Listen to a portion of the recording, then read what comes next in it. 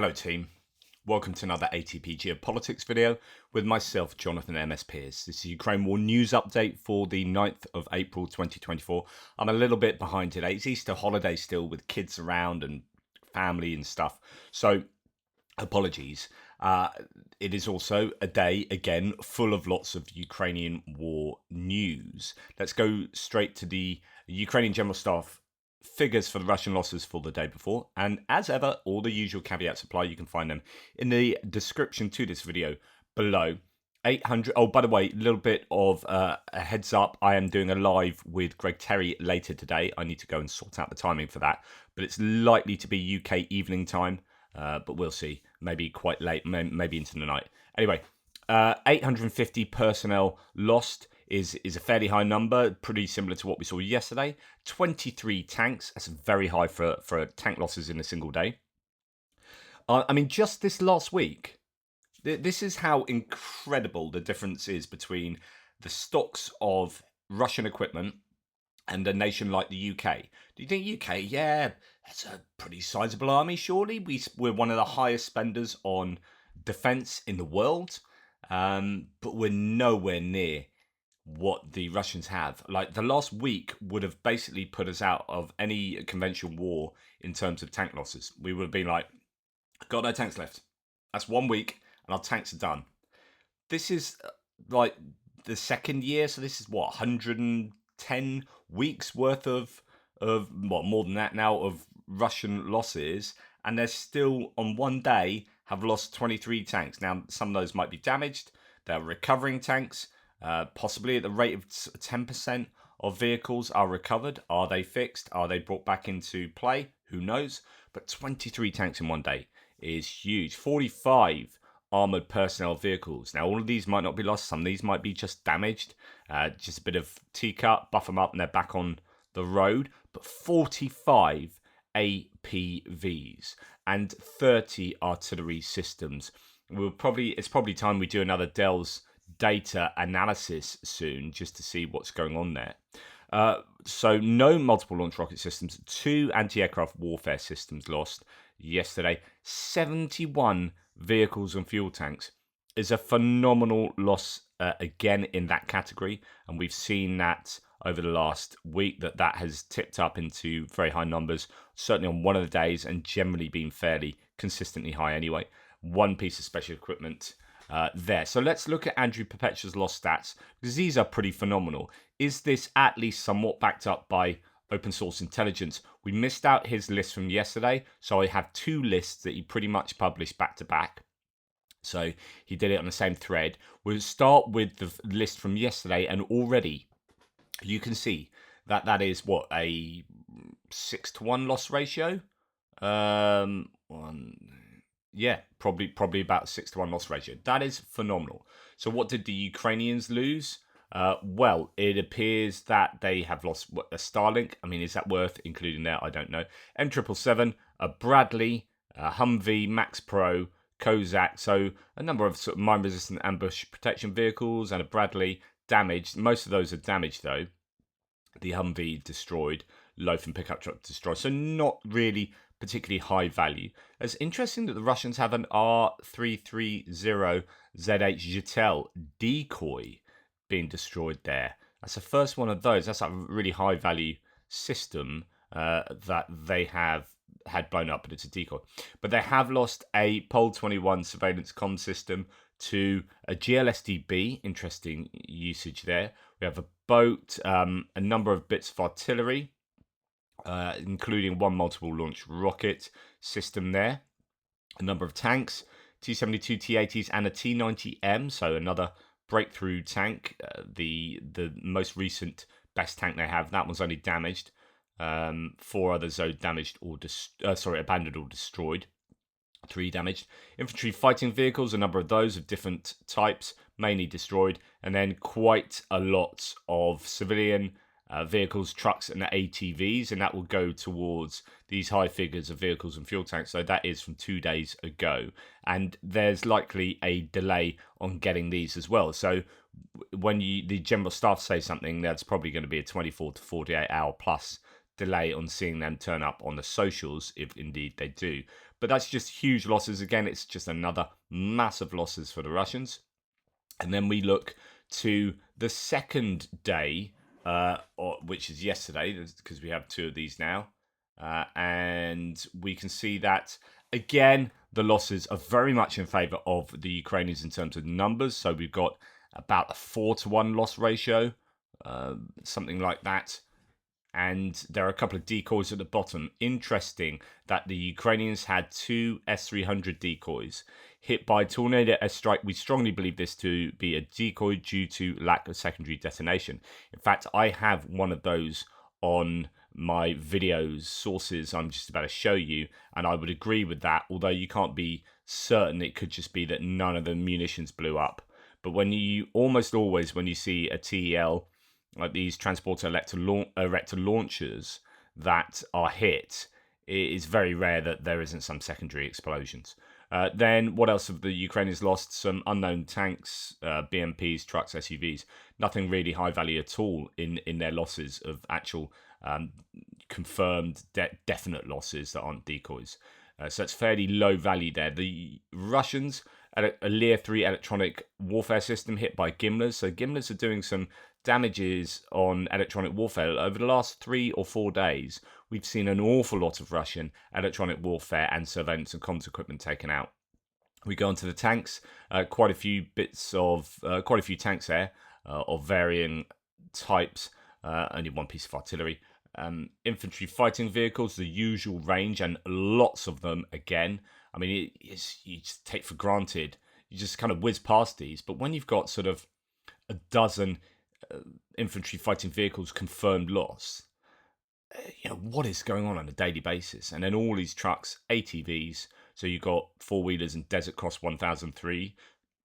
Those are the golf buggies, and then trucks and civilian vehicles. So the Russians just losing phenomenal amounts of stuff every single day.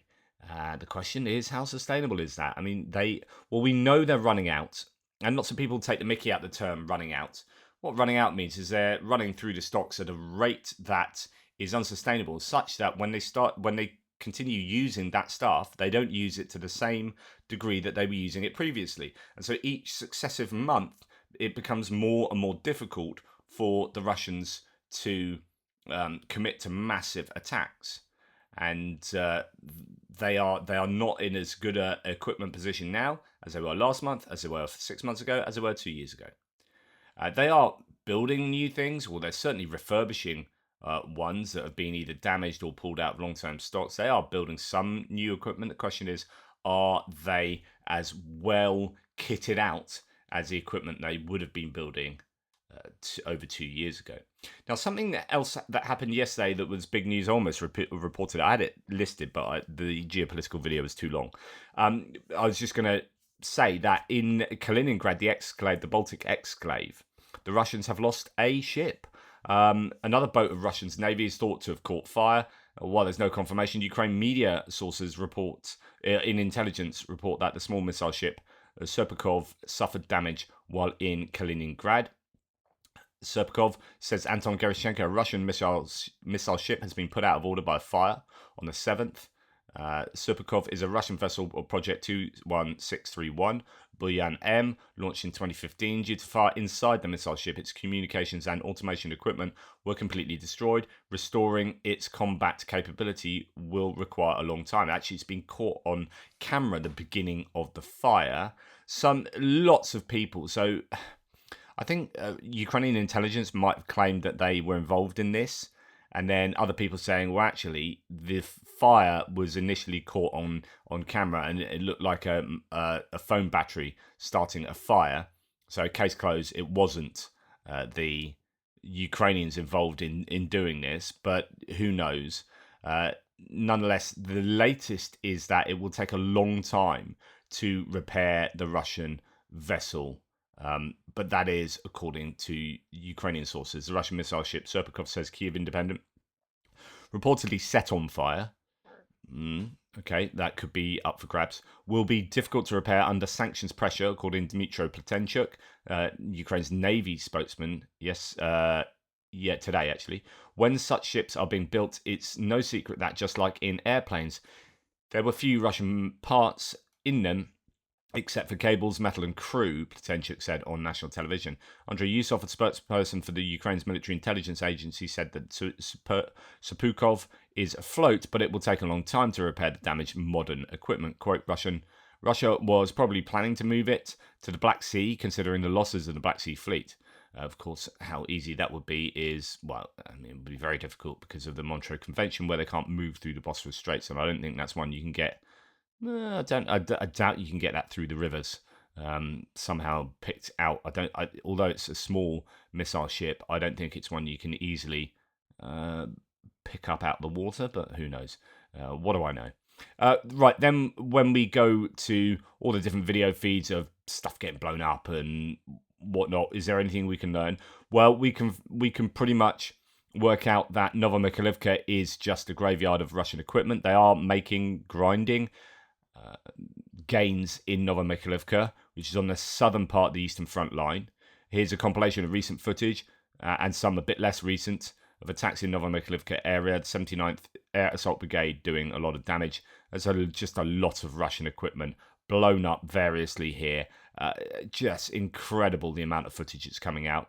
And that includes here footage coming from Chaziv Yar. Here in this footage, there are 5 BMD-2s, 4 BMP-2s, and 1 Desert Cross buggy. So that's 10 vehicles in one montage destroyed in Chaziv Yar. And those are essentially vehicles used to move troops from one point to another, obviously, but they don't particularly use these as infantry fighting vehicles.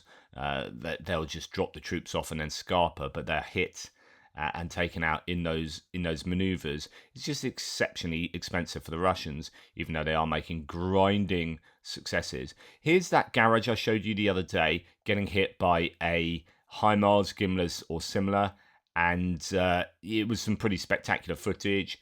The idea was that there was a bunch of Russian equipment in the petrol station getting filled up and whatnot.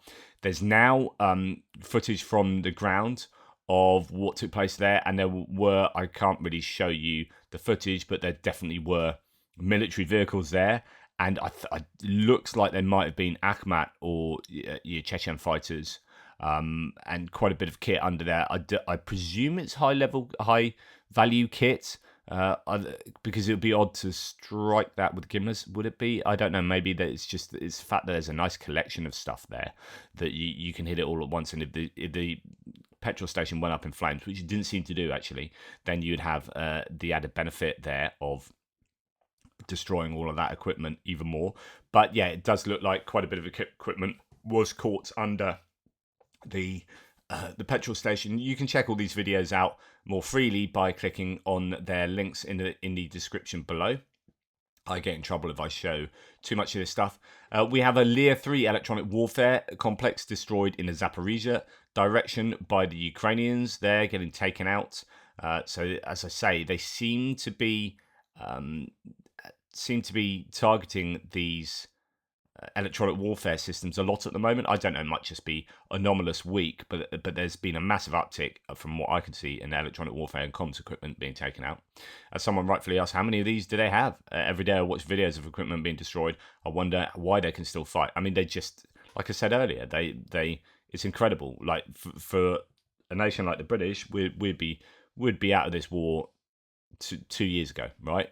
But the Russians just have fields and fields and fields of stuff, not necessarily this kind of electronic warfare equipment, which is why this it's obviously far more valuable to take out stuff like this, because they don't have fields of R3300 ZH Jitel or Lear 3 electronic warfare equipment sitting there, rusting. This is all going to be in use, and it's very expensive. So this is a kind of equipment you're wondering how many they have in active use. Now here's the explosion of the S300 system, or both of them there, that are sitting there quite in the open, and there's no secondary explosion. Just look at the fragmentation there from that. It's absolutely incredible. That's your Tornado S, which is basically like your HIMARS that has supposedly a greater range than HIMARS. It's just they hardly have been using these over the war. There's very little evidence of their widespread use. We have seen some more recently, so I wonder whether they've actually got round to creating the ammunition for them. That was the theory at the beginning of the war, is that because HIMARS came on and everyone's like saying there are no answers to the HIMARS, and some Russians were saying there are answers to the HIMARS. There's a Tornado S, and I was like, yeah, but if you're not using it, there's no answer. You know, you can have it, but if you don't use it, then you've got no answer for the HIMARS. And by answer, you can say they can't answer it as in they can't take the HIMARS down.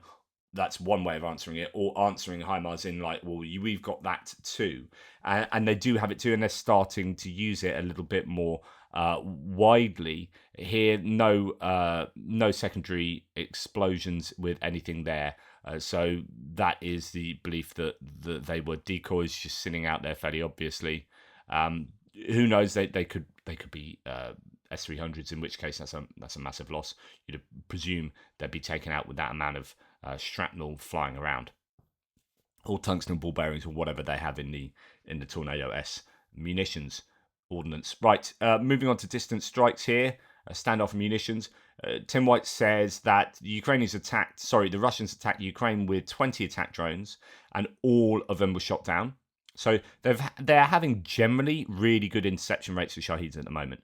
However, 4 S-300s look to have evaded air defences. It's very difficult for the Ukrainians to shoot S-300s down. They take a ballistic trajectory, these surface-to-air missile systems used in the ground attack mode. Falling debris in Lviv caused fire and damage to critical infrastructure. Pierre contacted me yesterday, he's actually not on the front line area where he was previously. He's back in Zhytomyr. I think he might be moving out of Ukraine for a little bit. But I said Zhytomyr was hit, and he could see it from. He sent me some imagery. He said it was burning for ages. That would look like as an ammunition depot back to the west of Ukraine. So Russia are still able to do an awful lot of damage at the moment with the munitions when they do hit. So first of all, let's look at some good news. So Ukraine has rigged an elaborate. I meant to share this the other day, but I missed it. Has rigged an elaborate network of sensors that feeds targeting data by 2 heavy machine guns to down Russian combat drones. According to analysts, mobile air defenses in Ukraine are likely responsible for 40% interception of Shahed drones. It's really, really good news. So that is 10% of 20 is going to be 2, isn't it? That's 8 out of the 20. Sorry, maths was struggling there.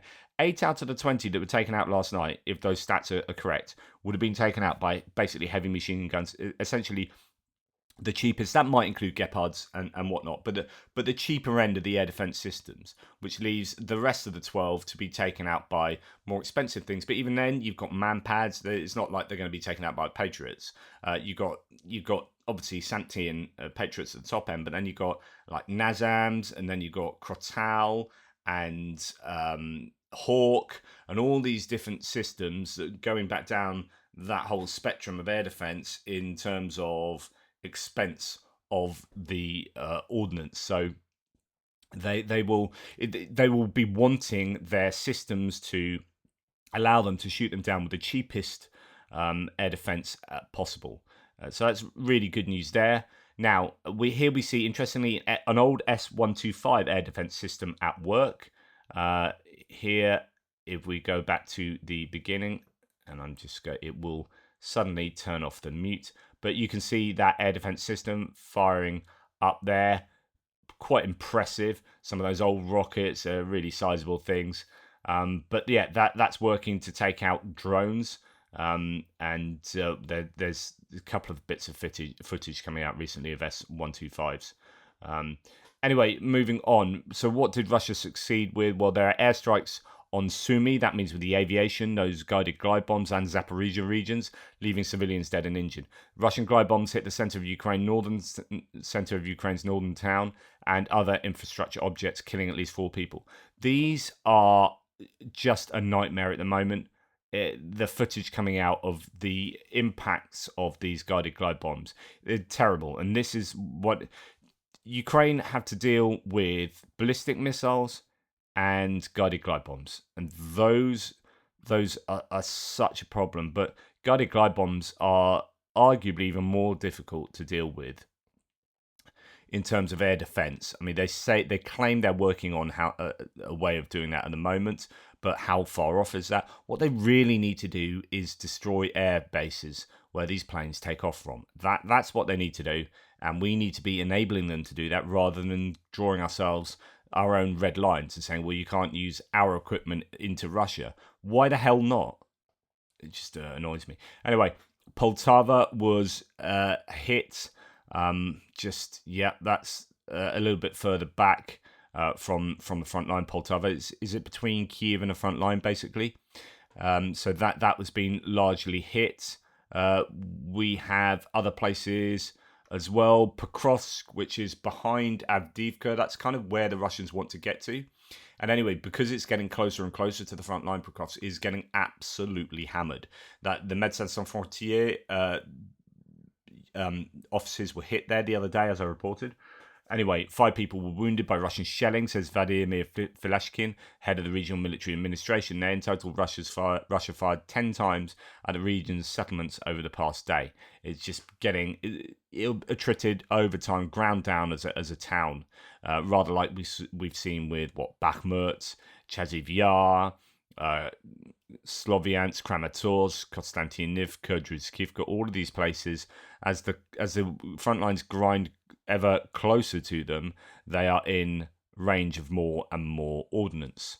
Now, Russia's flagship newscast Vesti has announced the beginning of de-electrification and de-urbanization of Ukraine by Russia by means of massive missile strikes on its power plants, and the aim of throwing Ukraine back to the Stone Age and making it uninhabitable. Again, let's just look at what the Russians are saying to see what their intentions might be and whether they are, I don't know, war criminally bad. So they want to make Ukraine uninhabitable and take it back to the Stone Age.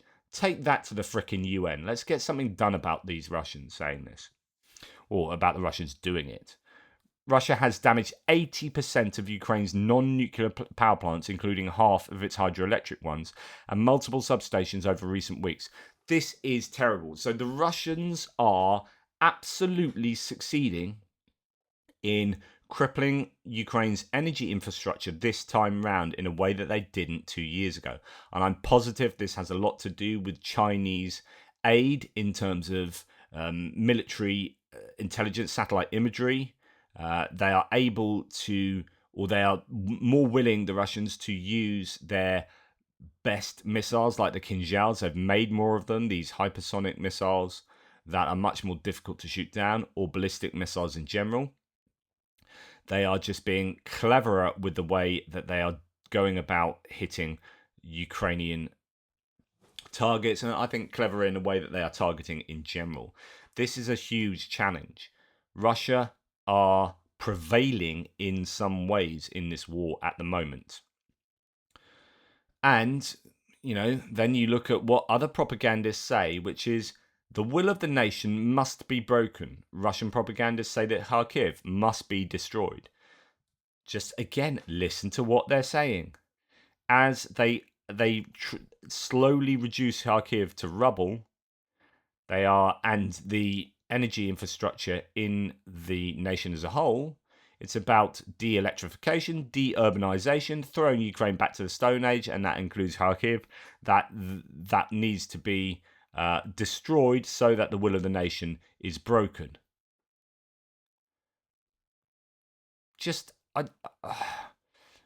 People that half pay attention to this war that I interact with sometimes outside of this small area of the internet, who are like hearing glimpses and echoes of disinformation from here and there, I guess can be sort of forgiven for getting the whole sense of the war wrong.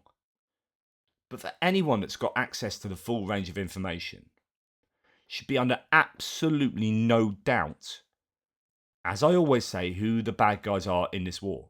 And anyone on my threads that espouses otherwise needs to get their head checked, or we need to check out where their paychecks are coming from. Russians accidentally dropped a 1,500 kilogram bomb. So these are the FAB bombs. It looked carb bombs. Literally slammed through a grocery store and onto the floor and didn't explode. So it didn't detonate, and it's dropped on its own people. But my goodness, they're lucky that didn't detonate, because that would have taken out. I mean, the size of that bomb is huge. These are normally targeting apartment buildings full of sleeping families in other areas of Ukraine. Russian incompetence saves lives, says Jay in Kyiv. Then moving on, main director at the intelligence. So this is Ukraine hitting Russia last night, has confirmed a drone attack on the Borisoglepsk aviation training center in the Voronezh region of Russia. So this is the Borisoglepsk air base. Now, it's the aviation training center, but people are saying things like a workshop was hit there. So I don't know if it's actually just training pilots, or it's responsible for making things and doing things. We cannot disclose details at this time. However, preliminary reports suggest that the primary production facilities of the company have been damaged. So I don't know if it's really just about training pilots. Anyway, says Andrei Yusov, a representative of the main director of intelligence. Some of that's been caught on camera, but we don't know the exact details. That may come out later. The different footage coming out. There's a lot of what looks like small arms fire. There's no evidence of anything larger than machine guns being used against those, or assault rifles, or whatever it is, used against those drones. Dramatic footage there, says Tim White. 2 drones hit the pilot training center. Officials say only the facade of the building and windows were damaged with no casualties. Of course, that's what the Russians say. And then just now, Russian channels are reporting that Ukrainian aviation is active in the Odessa-Mykolaiv region. Missile danger is declared in occupied Crimea. So when the airplanes are up and about in that neck of the woods, then you're likely to see some strikes on Crimea. Anyway, moving on to other bits and pieces now, we go to the UK military intelligence that has some interesting stuff. This is from yesterday, I think, or the day before. Tim White says, how many people in Russia will die due to medical malpractice, misdiagnosis, etc., as a Photoshop medical certificate from Damascus proves to be fake? Okay, so what's he talking about? Well, on the 3rd of April 2024, the chairman of Russia's State Duma stated there was a shortage of 30,000 doctors, with district hospitals facing a shortage of approximately 50%. Half the doctors in some hospitals are missing. This is up from 26,500 in November 2023. So just in 6 months, 5-6 months, they have added another 3,500 doctors missing, if you like. The current shortages were attributed to some medical staff working in the private sector and others having left the country. After the September 2022 mobilization of the Russian military, doctors were explicitly warned not to leave the country. Up to 2% of Russian doctors and healthcare professionals left Russia to avoid the draft.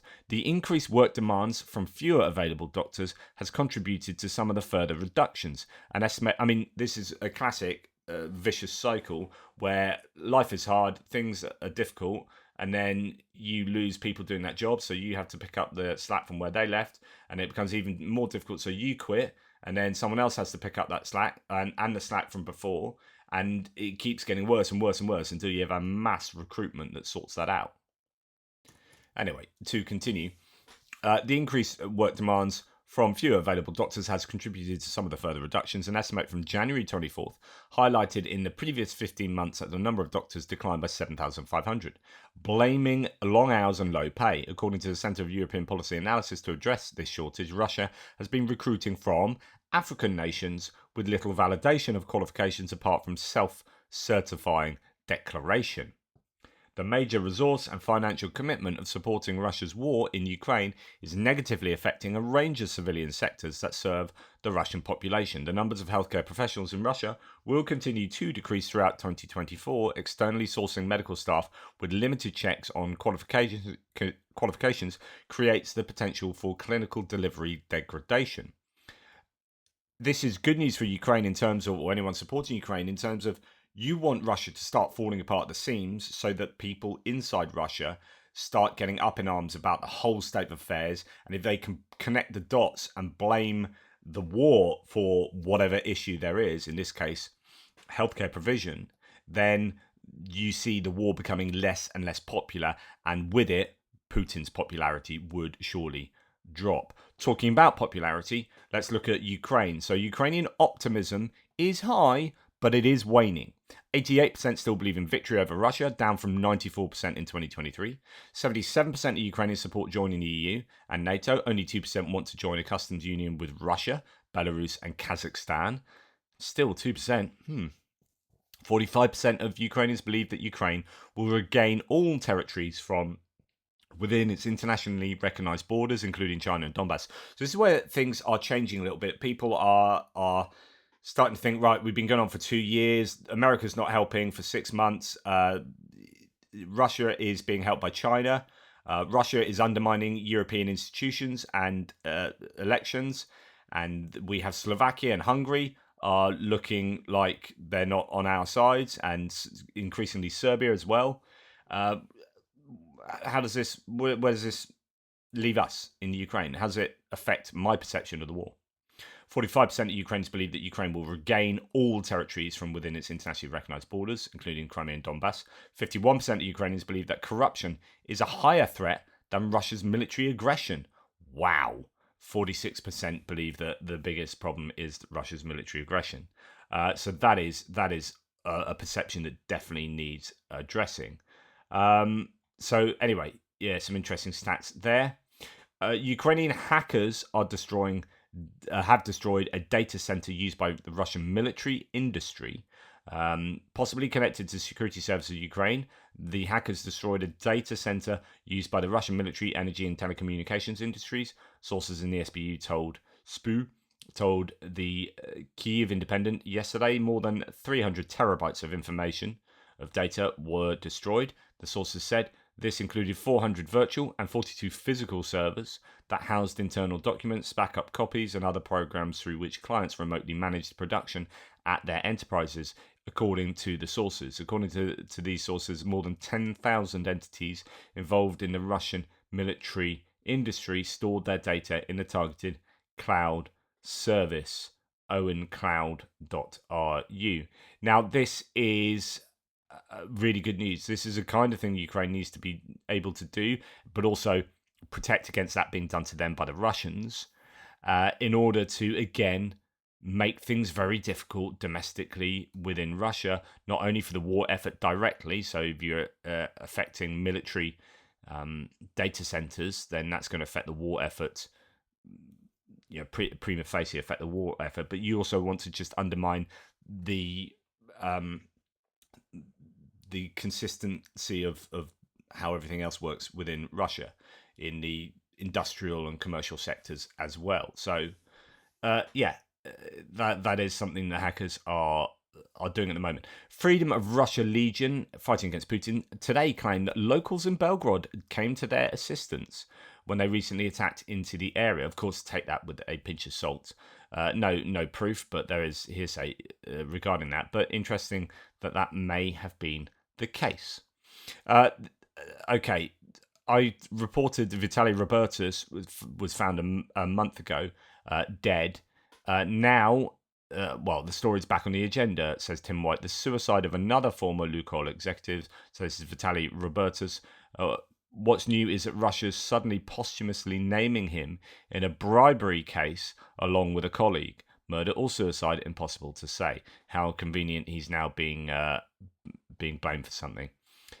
Ukraine says it has recorded over 50 instances of prisoners of war being murdered in Russia. Again, it goes back to if you've got a full sense of the range of data concerning this war and what's going on, it's patently obvious as to who the bad guys are, to be really simplistic again. You have 50 instances. I have seen, it's got to be well over 10 videos of Ukrainian POWs being executed. And it's just that happens routinely. The Russians are systematically using methods like that, and it's fairly obvious, again, who the good guys are, who the bad guys are. And in terms of things falling apart in Russia, it's not going well at the moment in a number of ways. So in Vyazma, Smolensk region in Russia, A road bridge collapsed right on the railway tracks. Local media report that piles of concrete fell directly onto the railway tracks and blocked train traffic. Emergency services were on the scene. Just including this because it's an incredible bit of footage. If you see it, does it have the actual road? Oh no, it hasn't in this one. Oh, have I missed that? Oh, here it is. I'm sure it's this one. So just check this video out. It's quite incredible. So this is dashcam footage, and just ahead, the bridge fully just rises up and collapses. Absolutely incredible. I don't know. It doesn't look like this has anything to do with the floods going on at the moment. But there, look at that. Up there, and it collapses. So that whole bridge collapses. Quite incredible footage. Now, this kind of thing seems to be happening an awful lot in Russia at the moment. Anyway, it is really bad in a number of places. Orsk, Orenburg, mass flooding basically. Now Kurgan region as well. Just all sorts of issues that are making things very difficult for the Russians. And indeed, there are claims that there's widespread looting going on by boat. So people are going around on boats looting stuff.